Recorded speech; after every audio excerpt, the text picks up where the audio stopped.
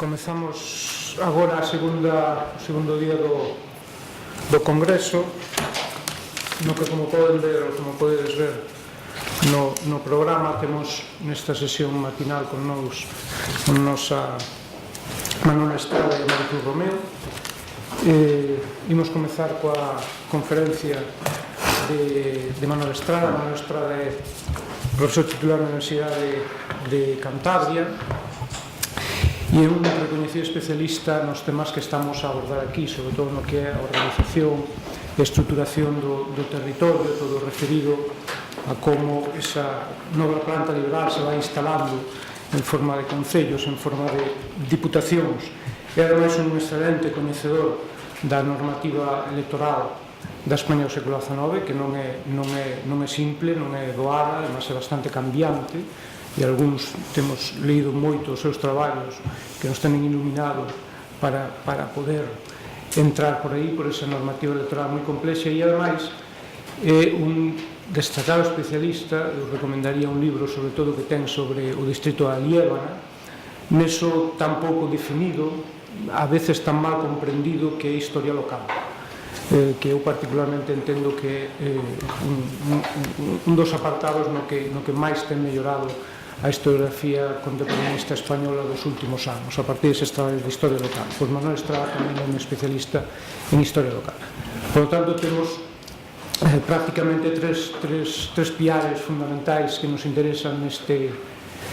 congreso, que é, por un lado, a organización do territorio, a organización do punto de vista legislativo, pero tamén a aplicación da legislación a ese nivel local.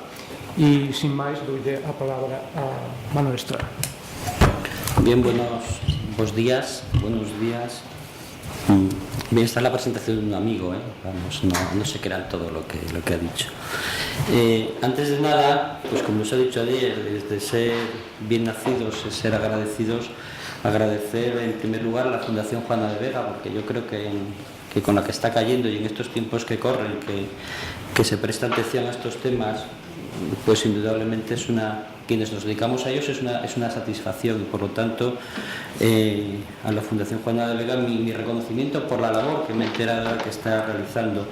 En segundo, también en primer lugar a los organizadores del encuentro, los organizadores del Congreso, los profesores Beramendi y José Ramón Veiga, en la medida en la que se han acordado de mí. Ya digo que ha sido la presentación de un amigo y que en ese sentido pues temo defraudarles por esta presentación, y temo defraudarles además pues porque estoy emparedado entre dos ponentes de ayer de acreditadas ganaderías, como aquí se dijo, y una posterior ponente de acreditadísima ganadería, como todo el mundo conoce. Entonces a mí me han dejado pues emparedado entre unos miuras, y vamos a ver cómo salimos del envite en la mejor medida posible. Y además, sobre todo, teniendo en cuenta que algunas de las opiniones que aquí se van a exponer pues pueden matizar en cierta medida lo que aquí se dijo ayer. Por lo tanto, pues parece como me voy a quedar un poco solo, y espero que no haga mucha sangre del que le toca lidiar la faena. Bien, yo tengo que empezar pues el 29 de septiembre de 1833. Es decir, es donde me he quedado, o sea, donde nos hemos quedado ayer tarde tras las ponencias de Pérez Núñez y Jean-Philippe Louis, es decir, el momento en el cual muere Fernando VII, y pase lo que pase después, con involuciones, con lo que queramos, con propuestas más o menos moderadas o más o menos tenidas de aspectos cercanos o protoabsolutistas, el antiguo régimen acaba en España. En España. Y más que comenzar el 29 de septiembre de 1833, iba a comenzar con otro fallecimiento, aunque este ocurre unos años más tarde, concretamente el 22 de enero de 1848. Sé que esta es una fecha que, salvo algunos especialistas más en concreto, pues no nos puede sonar, pero es el día en el que muere Javier de Burgos. He seguido un poco por la prensa periódica madrileña, concretamente he consultado dos periódicos de adscripción ideológica diferente, El Siglo y El Heraldo, Y hombre, en el Heraldo se le trata un poco más, se le atiende un poco más a la muerte de Javier de Burgos, concretamente, según nos dice González Palencia, a consecuencia de una gripe complicada con una hiperemia cerebral y un catarro pulmonar. El hombre debía estar bastante afectado en una epidemia de gripe que tenía asolados a 80.000 madrileños, eso también es cierto. Bien, lo que sí es cierto es que Javier de Burgos fallece ese 22 de enero de 1848 sin trascender mucho en la prensa. Quizás sea también eso algo común en la sociedad del momento y en la sociedad actual, y eso que además pues hacía poco tiempo, escasamente año y medio, había sido ministro de Gobernación. Sí, había sido ministro de Gobernación en un breve gabinete de Narváez en la primavera de 1846. Sin embargo, le digo, fallece sin más atención por parte de la prensa diaria. Y sin embargo, lo que Javier de Burgos nos ha dejado, y ahí no voy a entrar porque ya se ha dicho aquí, es una obra que todo el mundo, en cualquier manual, se dice la división provincial de Javier de Burgos. Y es una obra de la que, como ya se dijo aquí, y se han reiterado de señalarlo, Morán, pero sobre todo Burgueño, hay alguna obra más reciente que en cierta medida, pues yo no sé qué puede aportar, acabo de encontrarme con ella, de José Ignacio Cebreiro Núñez, sobre las divisiones territoriales en España, pero lo que nos dice la obra de Javier de Jesús Burgueño, pues es eso, que Javier de Burgos se aprovechó de un diseño ya prácticamente, aquí también tendremos que reconocer un poco una cierta autoría en algunas matizaciones, ya prácticamente cerrada, cual fue esta comisión de mediados de la década ominosa impulsada por Calomarde, y en la que participaron, y eso sí me gustaría recalcarlo, personajes de ascendencia de procedencia ideológica diferente y distinta. Ahí se hablaba aquí de ilustres gallegos, como podía ser el caso de Arias Teixeiros, pero también se habló también de José Agustín de Larramendi. En todo caso, lo que Javier de Burgos hizo, insisto, también él tenía sus ideas propias en este marco, en el marco de la visión territorial, y eso ya lo había puesto de manifiesto en pleno trienio liberal a través de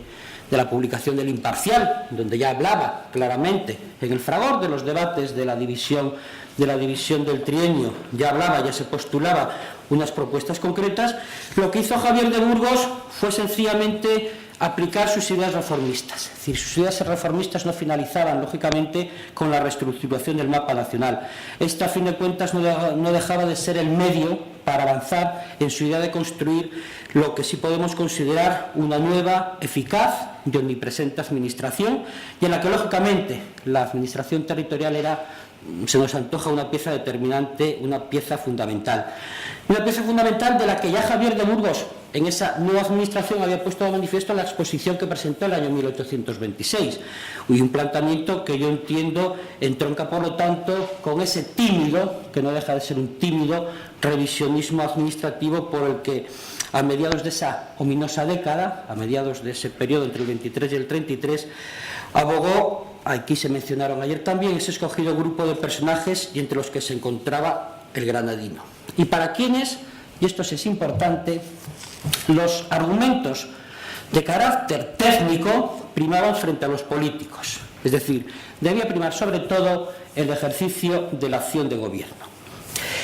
Y ahí, en este punto, es donde yo entiendo que se encuentra una de las claves de la propuesta que realiza Javier de Burgos en orden a construir una administración capaz y ágil a la vez que regia. Para él, para Javier de Burgos, y de ahí esa necesidad de llevar a cabo la división territorial, era imprescindible contar con fieles, con efectivos, con ejecutivos representantes del poder en el territorio directamente dependientes del ministerio. Es decir, formando una cadena, y eso así él lo señala en la exposición de 1826, una cadena que, acabando en el último agente de la policía municipal, empiece en el jefe de la administración. En este juego entraría, y no voy a hablar de él porque aquí está el especialista en la materia, el Ministerio de Fomento. El Ministerio de Fomento, entendiendo que sería la culminación de esa cadena. Fue, pues, con un criterio puramente técnico con el que Javier de Burgos diseñó el que debía ser, o la que debía ser, la administración inmediatamente posterior a Fernando VII, la que se encargaría de transformar ese que yo entiendo esclerotizado modelo heredado del antiguo régimen. Y esta era la solución más lógica para Javier de Burgos. Para el Burgos que accede al ministerio en 1833, no el Burgos posterior, el mismo Burgos que durante esos días, es decir, en el otoño-invierno de 1833, se declaraba partidario de un régimen absoluto, ilustrado y paternal, y en cuyo universo mental poco importaba la política.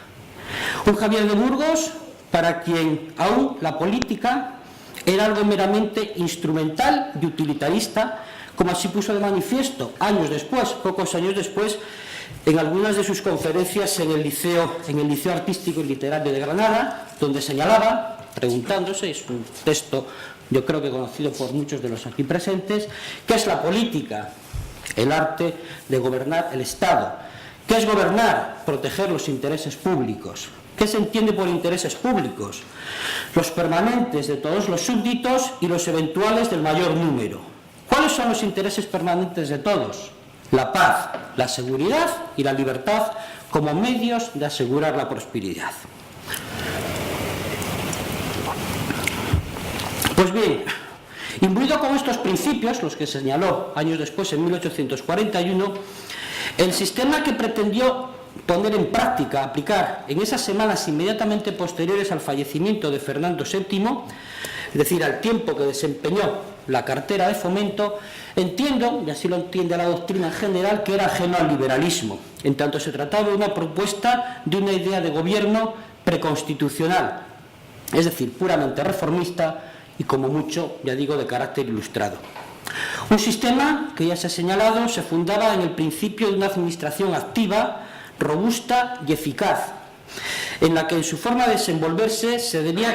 guiar básicamente por criterios puramente científicos. Y de ahí ese fue el motivo por el que tuvo un breve recorrido este planteamiento. Incluso pensamos, como más adelante nos detendremos en ello, que ni llegó a ponerse en práctica el modo, la forma en la que cómo iba a desenvolverse esta política y sobre todo los agentes ejecutores de ella, es decir, los subdelegados de Fomento.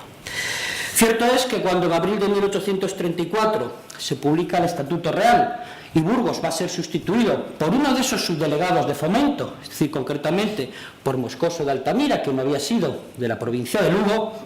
se abandonó oficialmente la propuesta administrativista de Javier de Burgos. El Ministerio de Fomento pasó a denominarse de Ministerio de lo Interior,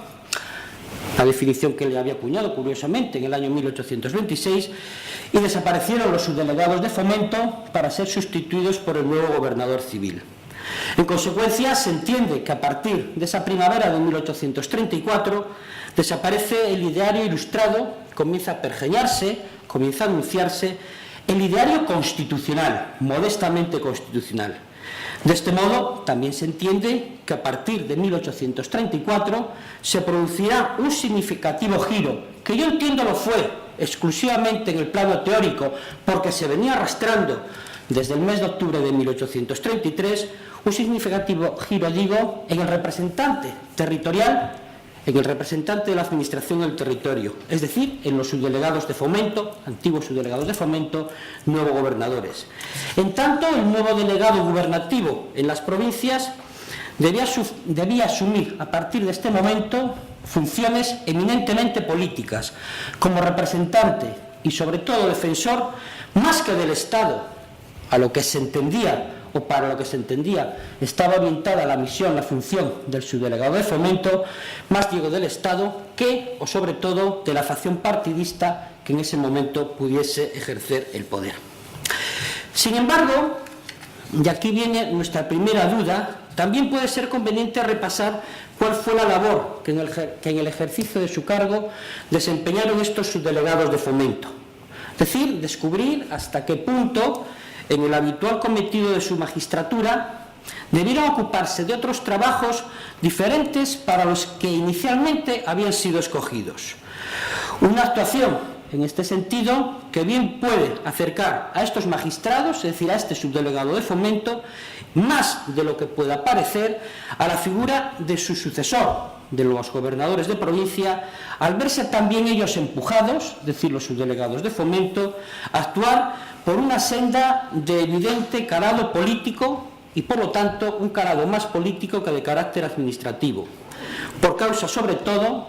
o debido a la compleja e inestable situación civil y militar en la que estaba sumida España desde octubre de 1833. Si seguimos una obra clásica sobre los subdelegados de Fomento, la obra de Pérez de la Canal, en la que nos va señalando cuándo se producen, cuándo se llevan a cabo los primeros nombramientos de subdelegados de Fomento, nos encontramos que esta se demoró bastante. Noviembre y más que nada diciembre de 1833. Con lo que la llegada a sus respectivos destinos, más allá del marco concreto de la capital, más allá del marco concreto de Madrid y alguna otra provincia circundante, no lo fue hasta el mes de enero de 1834. Motivo por el cual, de modo interino, y aquí va a venir uno de los problemas de los subdelegados de Fomento, van a ser los intendentes, allí donde los había, tema que comentamos ayer, y los capitanes generales, quienes van a asumir las competencias de estos subdelegados de Fomento. En tanto ellos, intendentes y capitanes generales, eran quienes, hasta la aparición de los subdelegados de Fomento, venían desempeñando la mayor parte de sus atribuciones, de las conferidas por la instrucción de subdelegados de Fomento al nuevo magistrado. Y esto, como veremos más adelante, ya va a granjearles a los subdelegados de Fomento la inquina, el rechazo por parte de estos intendentes o por parte de estos capitanes generales, como el propio Javier de Burgos, años más tarde, también va a denunciar. Se encontraron así estos subdelegados de Fomento cuando llegan, ya digo, la mayor parte de ellos en enero, y en no pocos casos en el mes de febrero de 1834, con una sociedad convulsionada por causa de un conflicto bélico en pleno apogeo, con levantamientos, con procesos de desarme de voluntarios realistas, con la presencia de incontroladas milicias urbanas, con la presencia, muy importante, de unas ya constituidas juntas de armamento y defensa que se habían adueñado del poder de las provincias decretadas por Javier de Burgos el mes de noviembre de 1833 e incluso, como hemos señalado, por la desleal actuación que sobre ellos ejercieron los capitanes generales y los intendentes. Ya digo, esto años más tarde lo va a denunciar el propio Javier de Burgos. Una situación, por lo tanto, en la que se encontraron estos subdelegados de Fomento, sobre la que era más necesario actuar bajo unos principios políticos, es decir, en defensa del ministerio, que unos principios de carácter administrativo. Y es por eso por lo que ya a finales de diciembre de 1833, es decir, cuando están llegando estos primeros subdelegados de Fomento, les fue demandado a los mismos, y entiendo que en esta disposición en parte se está vulnerando la instrucción de subdelegados de Fomento, les fue demandado que, y leo textualmente, debido a las actuales circunstancias, informen a los jefes militares de cuantas ocurrencias puedan interesar a la tranquilidad y a la seguridad del país. Y este precepto, este principio, no nos lo encontramos en la instrucción de subdelegados de Fomento.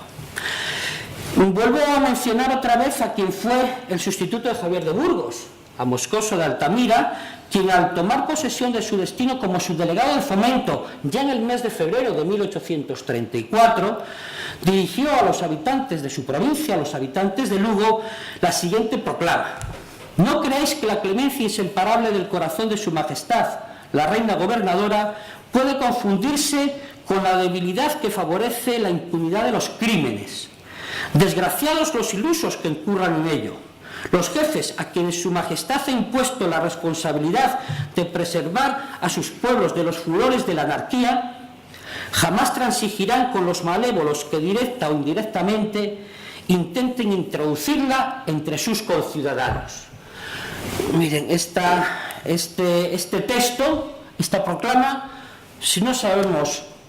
conocemos la fecha, puede ser del año 34, puede ser, como veremos más adelante, de cualquier jefe político en el año 37 o en el año 22, o puede ser una proclama de un todopoderoso gobernador de provincia, como pueda ser el caso, pues, por ejemplo, de Antonio Guerola, cuando la ejerce en Málaga. Es decir, si no decimos quién imprime, quién dicta esta proclama, puede ser de cualquiera de ellos. Por lo tanto, con estos precedentes será lógico que el nuevo gobernador, el que aparecerá ya a partir de 1834, y en cuya figura, es cierto, se encuentran evidentes concomitancias con el liberal jefe político, se dibujase como un fiel servidor de los intereses del Estado. No del aparato administrativo del Estado, mejor dicho, un fiel servidor de los intereses del Ministerio. Pero, y esto hay que recalcarlo, insisto, en la línea de lo que se había visto obligados a actuar su inmediato predecesor, es decir, el subdelegado de Fomento. Y en este caso, por poner un ejemplo más claro, que conozco más cercanamente lo que acontece en mi circunscripción, en la nueva provincia de Santander, la decretada por Javier de Burgos en noviembre de 1833. La llegada del subdelegado de Fomento lo fue el 10 de diciembre del 33, mejor dicho, fue nombrado el 10 de diciembre de 1833, se supone que llega en enero del 34. Lo fue un personaje, un conspicuo personaje local, un poco avejentado, es cierto. Él sabía de qué iba esto porque había sido jefe político de León, primero en la primera época constitucional y posteriormente lo fue durante el trienio liberal, de probada lealtad liberal claramente moderada, como era un personaje Andrés Crespo Cantoya. Bien, la llegada de este personaje obedece en cierta medida a una de las pautas que nos señalan en lo que fuera la primera remesa de prefectos nombrados en el marco de la Constitución francesa del año 8. No en cuanto a joven, que ya digo no lo era, pero sí una persona con cierto arraigo en su circunscripción, una de las familias más enjundiosas en el marco de la administración, en el marco del comercio del Santander de la primera mitad del siglo XIX. Lo que pasa es que, claro, cuando él llega a Santander han ocurrido muchas cosas. Ha habido un hecho que no ha trascendido mucho, quizá, en lo que se refiere al resto de España, pero que se entiende sí tuvo su trascendencia en el primer desarrollo del primer conflicto carlista, como es la conocida como Acción de Vargas. El momento en el cual, en el mes de noviembre de 1833, se impide que Santander caiga en poder de las tropas carlistas y que se comuniquen las tropas carlistas vizcaínas con las fuerzas carlistas, con el elemento carlista asturiano. En esta situación, con una circunscripción prácticamente aislada de la corte, ¿en quién va a recaer el poder político local? El poder político local va a recaer en una serie de personas que se significaron y se habían significado por su acendrado liberalismo, básicamente bajo postulados o bajo principios moderados. José Ortiz de la Torre, Manuel María de la Sierra, y dos elementos que ya venían desempeñando determinadas funciones. El intendente,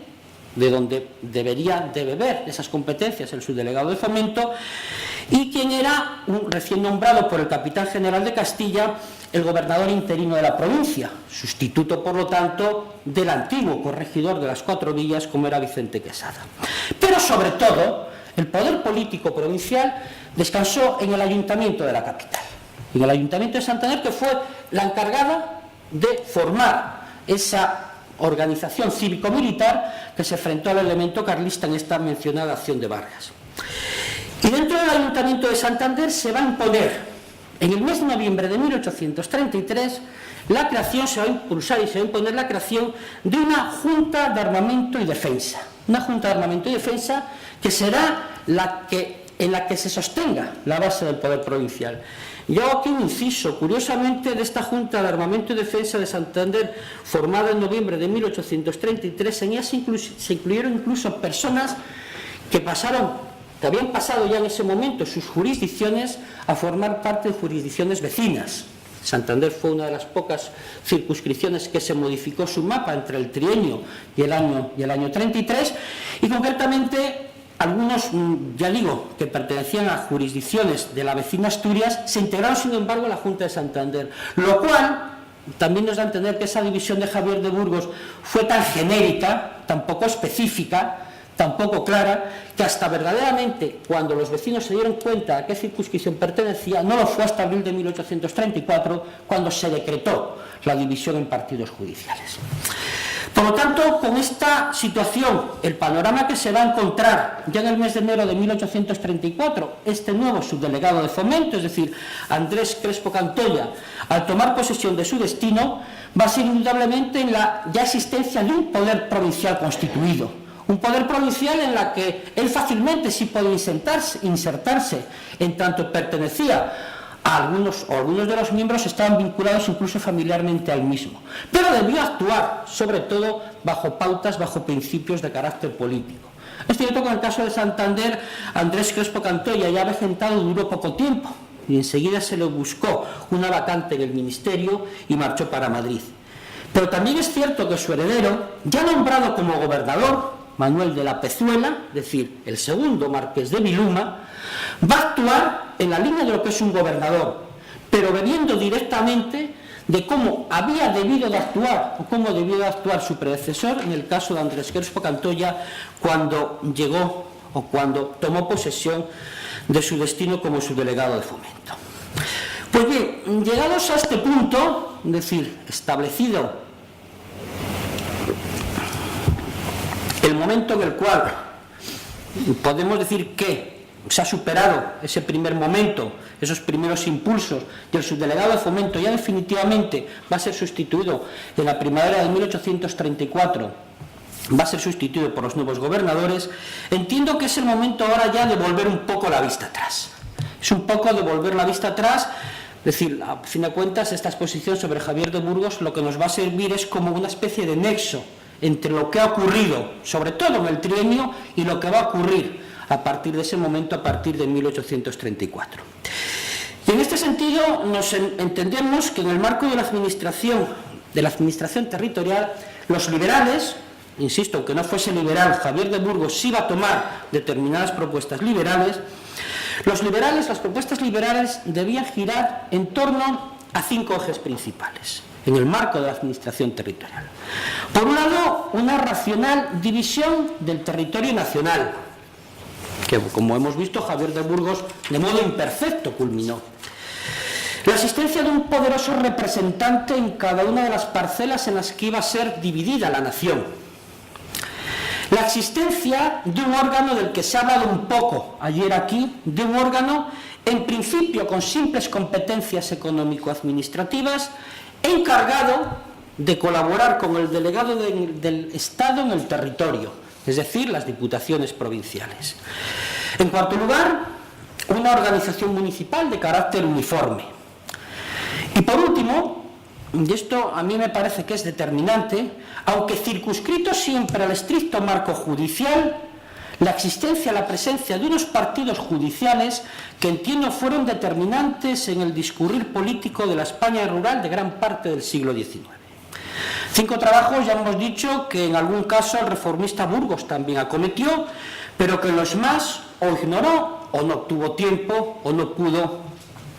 no le dio tiempo para llevar a cabo su culminación, y que fue tarea, por lo tanto, de la que se encargaron sus sucesores.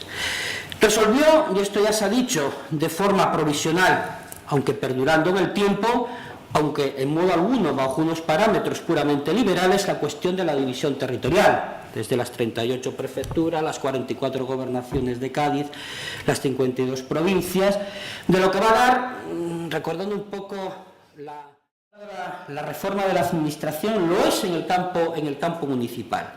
Y en el campo de la administración municipal, al acometer esta reforma, el camino que se siguió fue en parte diferente, desde el momento en el cual se partía de algo que existía, algo que, como hemos dicho, no existía en el caso de las diputaciones provinciales, que sí existía en el marco de la administración local, aunque lógicamente también se varió la vieja planta y, como era evidente, también el sistema de organización y funcionamiento de los nuevos entes locales. Y también en este campo, como en tantos otros, pretendieron justificar, los legisladores de Cádiz pretendieron justificar sus reformas en el pasado patrio, con la evidente intención, como ya se ha dicho aquí, de alejarse también del modelo francés, o como para reivindicar sus reformas en la pura historia. En este caso, en el caso de la administración local, yo entiendo que también hay trabajos suficientes ya, en algunos casos quizá para ir revisando algunas cuestiones, pero suficientes como para saber cuál fue la propuesta liberal, clásico trabajo de García Fernández, los trabajos de Orduña Rebollo, más descriptivos que analíticos, pero que nos informan claramente de todas los distintos textos, el clásico, lógicamente, de Concepción de Castro, y un trabajo más reciente sobre el origen del Ayuntamiento Constitucional de Regina Polo, publicado en el Anuario de Historia del Derecho, creo que fue del año 2011. Sí. Bien, en todos ellos, en mayor o menor medida, se insiste en determinadas cuestiones. Se insiste en que, debido a la particular situación bélica que estaba pasando la nación, debido a la urgencia que había por llevar a cabo esta reforma, a la necesidad de acomodar los entes locales al nuevo modelo administrativo e institucional, era necesario revisar el mapa municipal. Sin embargo, lo que sí es cierto es que en el desarrollo del primer mapa municipal hay un elemento clave, que es el desarrollo de los municipios indianos. Es decir, el desarrollo de la existencia de los municipios indianos, cuando se va a reformular incluso todo lo que son las ideas iniciales de Cádiz, señalando que de forma obligatoria todos los núcleos de población que contasen con más de 1000 habitantes tengan un ayuntamiento, como los que no contando con esos 1000 habitantes, pero se entiende que convenga los haya, el resultado fue pues disparar de modo sustancial el número de ayuntamientos. Lo que sí es cierto es que se pretendió, otra cosa es que se consiguiese, lo que se pretendió es diseñar un mapa municipal más racional, sobre todo teniendo en cuenta la desaparición de la distinción de la diferencia entre municipios, antiguos municipios de realengo y antiguos municipios de señorío. Sin embargo, las innovaciones más profundas en el marco de las reformas liberales lógicamente se produjeron en el ámbito de la administración, con una, insisto, determinante de origen y producto del principio de separación de poderes, como fue la pérdida por parte de los responsables de los ayuntamientos de cualquier vestigio de atribución o de competencia en materia judicial, o mejor dicho, de casi cualquier vestigio, porque si vamos a los textos nos encontramos con que hasta el bienio progresista los alcaldes, en toda la legislación, hasta mediados del siglo XIX, van a mantener las competencias como alcalde avenidor o alcalde conciliador. Y que es cierto, no tienen nada que ver con el ropaje judicial que tenía en el antiguo régimen, pero que sí, en cierta medida, lo van a mantener hasta mediados del siglo XIX. Pero la clave vuelve a estar en los textos legales que formulan o que recogen la organización de los ayuntamientos. Y volvemos otra vez a repetir el modelo de la instrucción del 13 y el modelo de la instrucción de 1823. Y volvemos a señalar en qué medida la instrucción del 13, como lo fue en materia provincial, señala o destaca un modelo más controlado por el Ejecutivo, más controlado por el poder de la nación, frente al modelo en que en cierta medida arrastró también a la legislación provincial de 1823. Sin embargo, yo entiendo que el jefe político, incluso en la instrucción de 1823, e incluso con también los proyectos y propuestas de reforma posteriores que se van a plantear, mantuvo, ya digo, incluso con la instrucción de 1823, un evidente protagonismo en tanto a su cargo estaba el gobierno político de los pueblos, artículo 183 de la instrucción de 1823. Y en este sentido entiendo que fue en 3 materias en las que destacó la importancia que va a tener, en primer lugar, el jefe político y por derivación, al inspirarse en el modelo revolucionario francés, el alcalde, por derivación, ya digo, de las competencias del delegado de la nación en el territorio. El orden público, el control que va a ejercer tanto el jefe político como el alcalde de la milicia nacional, y las cuestiones electorales, que este sí es un punto que trataremos al final. Para los constituyentes del 12 y por lo tanto hundiendo o continuando en el marco del trienio, eran cuestiones meramente administrativas, no eran cuestiones políticas, y al entender que eran cuestiones administrativas tenían que ser competencia de diputaciones y de ayuntamientos y no de jefe político y de alcalde. En el momento en el que se dieron cuenta de la trascendencia del mismo y sobre todo en el marco de la reforma constitucional de 1837, esas atribuciones de diputaciones y de ayuntamientos se comienzan a limitar, se comienzan a parcialmente detraer en beneficio de jefes políticos y en beneficio de los alcaldes. De ahí que, y en este sentido, como ya digo, es algo que no es mío, sino que es de Orduña Rebollo, las amplias atribuciones y funciones del alcalde en materia de orden público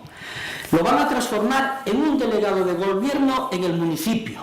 según se señala en el artículo 191 de la instrucción de 1823, en el que decía textualmente que los alcaldes podrán pedir el consejo y el parecer de los ayuntamientos en materia de orden público, sin necesidad, se recalcaba, de conformarse con la opinión de estos. De modo que entendemos, reducen al ayuntamiento la propia instrucción de 1823 a una mera instrucción consultiva del propio alcalde. Esta dualidad, que aparece, ya digo, recogida en el texto, más que la instrucción del 13, en el texto del 23, entre alcalde y ayuntamiento, va a ser la que va a hundir, se va a hundir ahí y va a señalar la tradición liberal con la aparición de dos modelos distintos. No vamos a entrar en las propuestas de reforma de la administración local señaladas en el marco de 1833, el modelo de la reforma de febrero de 1833 y la posterior reforma de 10 de noviembre de ese año de 1833. Creo que en todo caso hay alguna diferencia en las mismas, pero la primera básicamente las dos se reducen al modelo de elección de los alcaldes. Para nada nos están hablando de cuestión de gobierno, administración de los ayuntamientos,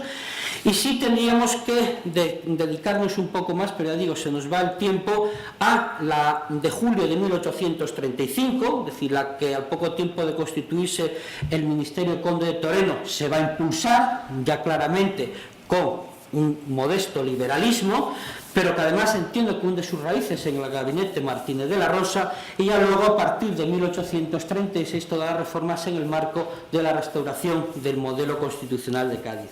Sin embargo, lo que sí quiero recalcar para acabar con la parcela municipal, entiendo que, como ocurre con la legislación en materia provincial, el breve tiempo en que la ley de ayuntamientos estuvo en vigor, vamos a ver, todo el siglo XIX, la ley del 23, la instrucción del 23, estuvo en vigor 11 años. Es decir, en 11 años que estuvo en vigor, entiendo que a pesar de ese corto periodo de vigencia, siempre latió la necesidad de reformarla, como aconteció con las leyes provinciales. Una voluntad de reforma que también se va a plasmar en otro proyecto del trienio esparterista, el proyecto de 1842 de Facundo Infante, que va conjuntamente con el que del mismo autor que se había elaborado para la administración provincial, en el que señalaba en la exposición de motivos del mismo que la ley de 3 de febrero de 1823, que rige en el día, no tiene el enlace y consonancia que tan necesarios son entre la ley constitutiva de un pueblo y las leyes secundarias, que son la vida, complemento de toda aquella. Y el último marco en el cual los liberales también insistieron en llevar a cabo unas reformas, aunque planteándolas solo en materia judicial, pero que entendemos son determinantes para comprender la vida política y sobre todo la vida política de la España rural del siglo XIX, es en la definición de los partidos judiciales. Bien, no vamos a entrar en la importancia que tuvieron en el marco de Cádiz. Se ha señalado ayer aquí la importancia de las parroquias. Claro, es que era la única administración vertebrada que había en el momento de Cádiz, la organización de la Iglesia, y por lo tanto la parroquia era el elemento clave en el proceso de organización de los procesos electorales. Por eso Cádiz diseña el modelo de los partidos judiciales como instancia intermedia entre esas parroquias y esos posteriores ayuntamientos y lo que van a ser las nuevas provincias. Por lo tanto, yo lo que sí entiendo, sin entrar en esas reformas o en las propuestas reformistas posteriores, como pueden ser incluso las antiguo-regimentales de 1829, inspiradas por Calomarde, es que los partidos judiciales van a superar el estricto marco judicial, siendo como es, insisto, una administración básica en principio, básicamente de carácter judicial. En todo caso, ya digo, su importancia va a trascender el marco judicial, adquiriendo durante todo el siglo XIX una determinante significación en el engranaje de la maquinaria política y administrativa de los respectivos ministerios. Y un engranaje fundamental que incluso se va a adentrar en el periodo de la Restauración. Fue, al margen de su reconocimiento, y que, insisto, no se nos quita de la cabeza, como básica unidad de cuenta judicial, una demarcación también política. Y eso nos lo dice el propio Argüelles en los debates de la Constitución de Cádiz, porque decía que los mismos se debían fijar en razón compuesta de territorio y población. Es decir, ya nos está dando una parcela intermedia entre lo que son lo que van a ser esos numerosos ayuntamientos y lo que va a ser la organización superior. Es decir, sería un escalafón, por lo tanto, intermedio entre el municipio y las nuevas diputaciones provinciales. De este modo, el partido judicial fue una circunscripción clave en el desarrollo del devenir político de la España liberal. Un papel principal el de los partidos judiciales que estará siempre presente en la sociedad del siglo XIX. Vamos a ver. Merced al partido judicial se van a canalizar las comunicaciones entre el Ministerio y los representantes, es decir, del Estado en el territorio, es decir, sean jefes políticos, sean gobernadores, sean subdelegados de fomento, aunque no coincidieron con ellos, sean los posteriores gobernadores civiles.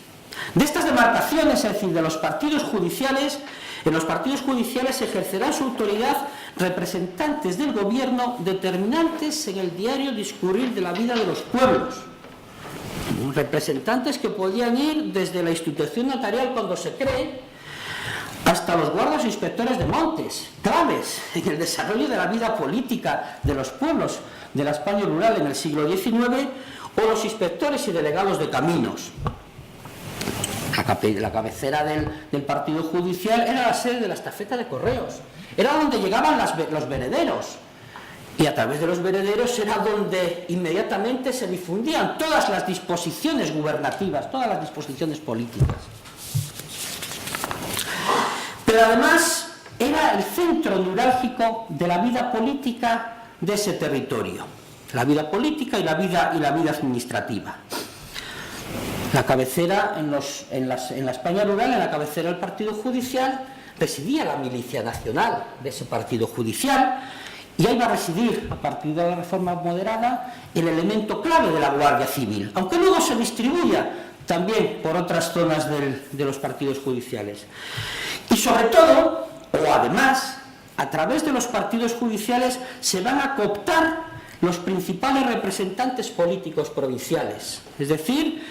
estos representantes políticos, quienes al actuar en la Diputación Provincial como portavoces de sus respectivos partidos judiciales, no solamente van a ser el elemento local clave, sino también se van a interconectar en la Diputación Provincial con otros notables locales, contribuyendo de este modo, a través de la Diputación y por derivación de los partidos judiciales, a tejer una compleja y sólida red de relaciones políticas y económicas que van a abarcar a todo el marco provincial. De ahí, por lo tanto, entiendo el carácter determinante y neurálgico que en la vida administrativa y también política de la España del siglo XIX van a representar los partidos judiciales. Bien, llegados a este punto, ya me he pasado de tiempo, yo creo que es oportuno llegar a la necesaria reflexión final, que luego, lógicamente, pues todo ello estará sometido al posterior debate, es decir, de analizar hasta qué punto la nueva planta liberal permitió, o al menos facilitó, la presencia del Ministerio en el territorio y cuál fue la repercusión que tuvieron en la vida política de la nación esta nueva planta administrativa. En suma, cómo se desarrolló y sobre todo en la práctica, que eso es lo que básicamente se me ha pedido, cómo se desarrolló en la práctica la nueva planta liberal. Bien, en primer lugar, como hemos visto, la propuesta de una planta giró en torno a 5 ejes: organización territorial, delegado del poder central, diputaciones, ayuntamientos y partidos judiciales, a través de los cuales, entiendo, se debía facilitar la acción del gobierno en el conjunto de la nación. Todos ellos, salvo quizá el último, los partidos judiciales, de evidente significación política desde su origen. Otra cosa es la significación política que van a tener los partidos judiciales, y cuya misión era conseguir la centralización no uniforme, es cierto, pretendida por el antiguo régimen. Se dijo aquí, la victoria póstuma del antiguo régimen es la centralización del Estado liberal. Una centralización que se debía lograr a partir del armónico y coordinado funcionamiento de 3 de estos 5 elementos: el delegado de la nación, la Diputación Provincial y el alcalde de ayuntamiento, con preeminencia, insisto, en el alcalde. Merced a ellos, el aparato del Estado se debía hacer presente en el conjunto de la nación. Entendemos, en segundo lugar, que el modelo de administración en el que se inspiraron los legisladores españoles del primer liberalismo al diseñar la nueva planta liberal tuvo como principal referente en materia de los delegados en el territorio el que se desarrolló en el contexto del proceso revolucionario francés. Y ya digo, no tanto en la parcela provincial, donde aunque pudieron darse múltiples causas, como hemos señalado, entiendo que la necesidad política fue determinante, esas demandas indianas, como sobre todo en la propuesta municipal de la monarquía constitucional francesa del texto constitucional de 1791. Un modelo, la propuesta de esa monarquía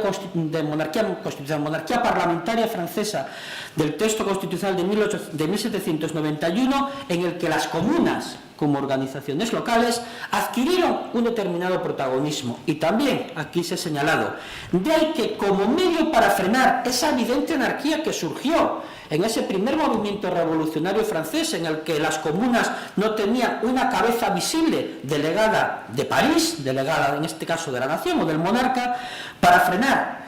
ese desmedido protagonismo de los entes locales, de las organizaciones ciudadanas, diseñasen la figura de un poderoso representante del poder del Estado en el territorio. Y aquí, en lo que se van a inspirar los legisladores liberales españoles, no va a ser otro que en el precepto napoleónico, el que define la Constitución del año 8, es decir, que serviría, ese precepto, que debía servir para hacer efectiva la presencia de los poderes centrales en el territorio. En este sentido, bien puede reconocerse que en la obra de Cádiz se definió un jefe político que yo, al menos entiendo, fue más robusto del que tradicionalmente se ha visto. Un jefe político que, cuando tuvo oportunidad, también actuó como fiel y efectivo ejecutor de las órdenes del ministerio de turno. Como en 1845 señalaba en su retrato de un jefe político, Mariano Alonso,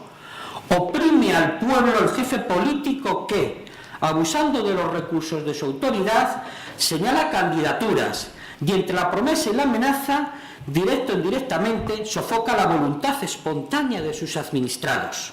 Nadie ignora de la manera como se han conducido jefes políticos en diversas épocas, con cuya conducta, unida a la de otras autoridades, sujetaron el éxito de las elecciones a medida de exclusivos deseos. Claro, es una crítica, ya digo, de 1845, de un jefe político como Mariano Alonso, que el propio autor, en la misma obra, hacía coincidir con un pensamiento que en poco concordaba con esta petición que hacía de imparcialidad en el representante del ministerio, cuando, por ejemplo, entendía que era misión de los jefes políticos la de contener los límites de los publicistas en el perímetro del dominio de la libertad legal,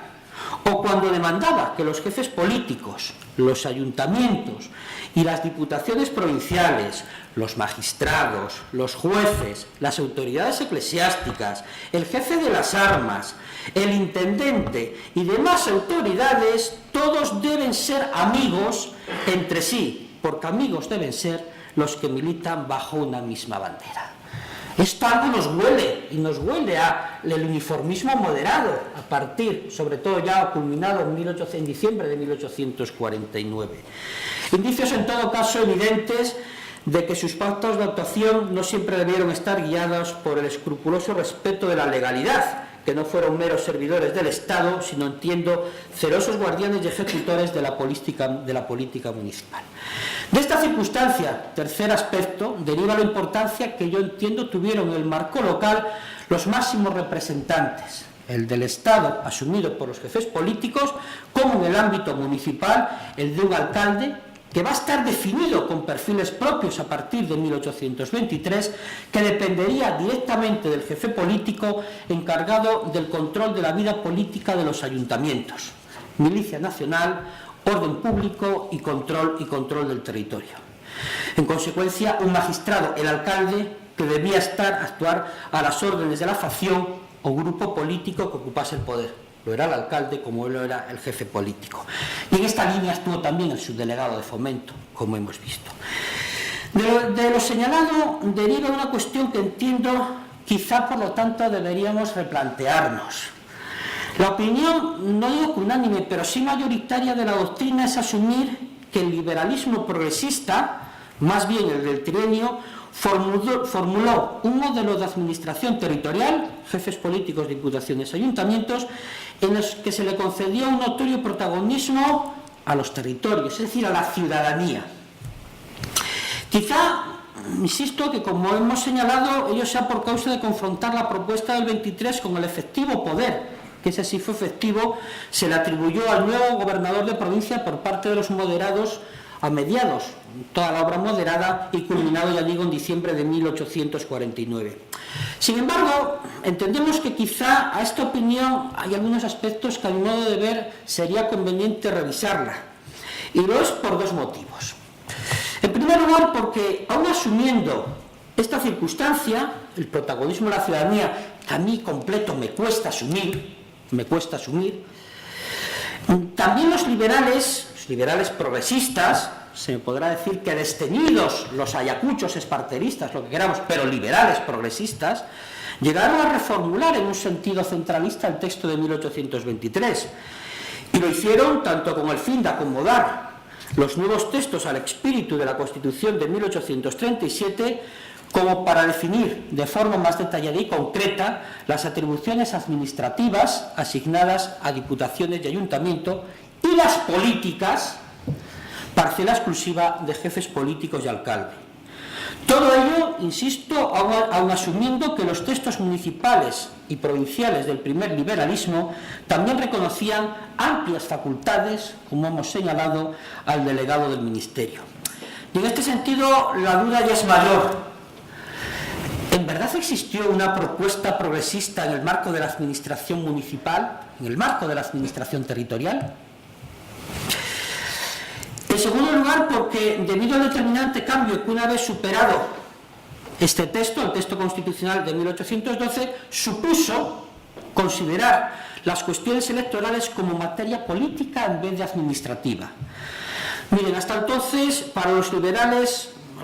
de la primera jornada, la materia electoral no era un asunto político, era un asunto meramente administrativo y, en consecuencia, atribución de órganos colegiados, atribución de cortes, atribución de diputaciones y atribución de ayuntamientos. Sin embargo, todo esto va a cambiar con la reformulación electoral en el año 1837. Una revisión de la que fue determinante el cambio, ya digo, de modelo electoral. Tras la instauración del sufragio directo, era necesario controlar de forma efectiva todo el proceso electoral, desde sus inicios, el señalamiento de los distritos, fijar las cabeceras electorales, la elección de la mesa electoral, muy importante, y sobre todo, claro, la elaboración de los censos.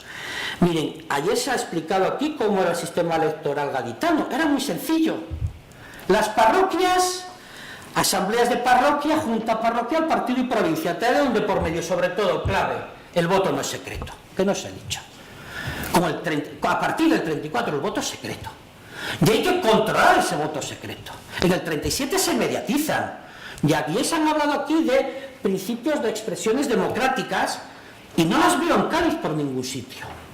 Y el voto, insisto, no, el voto en Cádiz está mediatizado.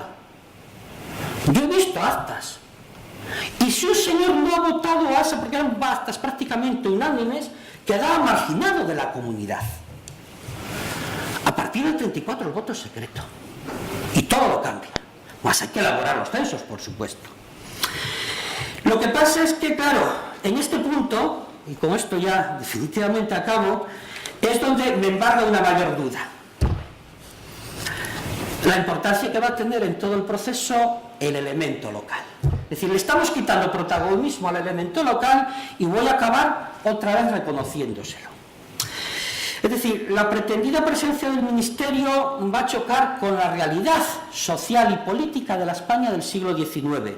Una sociedad, insisto, predominantemente local. Quizá lo que esté exponiendo no sirve ni para Madrid ni para Valencia, donde se me ha dicho que los menestrales tienen importancia, pero ni en Santander la tiene. Santander es la pura burguesía. Una sociedad, ya digo, predominantemente local, en la que los poderes locales están fuertemente arraigados en su territorio y de los que el poder del Estado debió servirse para poner en práctica su política. De ahí que, siguiendo el ejemplo electoral, sea difícil que nos encontremos en estos años, los años del primer liberalismo, al margen, ya digo, del sistema de Cádiz, con procesos electorales en los que no fuese necesario entablar un diálogo, un entendimiento entre el ministerio y los agentes en el territorio y los notables locales. Y en este sentido ya me están mandando que los ejemplos son muchos. Podríamos hablar de lo que dice Posada Herrera, que suben y bajan los censos electorales como sube y baja la bolsa, o ya para culminar tengo que decirlo lo que opina Ramón de Campoamor de la elaboración de las actas en blanco. Donde se hayan dos comisionados hay pactos, transacciones, cambalaches, sumas, restas y multiplicaciones. Oh, patria mía, yo sé de algunos de tus padres que han sido engendrados entre dos tostadas de pan mojadas en un par de huevos. Bien, una dinámica, ya digo, que acabó, pero lo dejo para... Muchas gracias.